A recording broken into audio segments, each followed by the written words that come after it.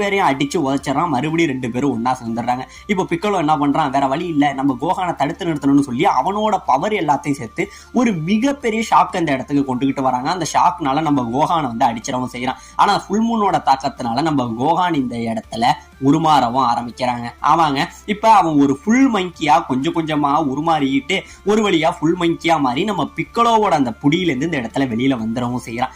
வெளியில வந்தவன் அவனோட வாயினால அந்த லேசர் பவரை மறுபடி கொண்டுகிட்டு வந்து அந்த மலை கேப்ல ஒரு அடி அடிப்பான் பாருங்க. ஒரு மிகப்பெரிய வெடிப்பு ஏற்பட்டு மலையில உள்ள லாவா எல்லாமே அப்படியே பொங்கி வெளியில வருதுங்க. இப்ப நம்ம பிக்கலோ என்ன பண்றான், இதுக்கு வேற வழியே இல்லை, நான் கோகானை எப்படியாச்சும் தடுத்து நிறுத்தணும், இல்லைன்னா இந்த பூமியை என்னால காப்பாற்றவே முடியாதுன்னு சொல்லிட்டு அவனோட லேசர்னால இங்க இருந்து அந்த நிலாவை அழிக்கிறதுக்காக அந்த ட்ரைகனான் பீம்ல மறுபடியும் அடிப்பான் பாருங்க.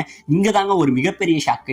அந்த லேசர் நேரா நிலாவை அடிக்காம நிலாவை கடந்து போயிடுது. இப்பதான் நம்ம பிக்கலோவுக்கு புரியுது, அப்ப இங்க இருக்கிறது உண்மையான நிலா இல்ல, இங்க இருக்கிறது வந்து ஹாலோகிராம் அப்படிங்கிறத நம்ம பிக்கலோ புரிஞ்சுக்கவும் செய்யறாங்க.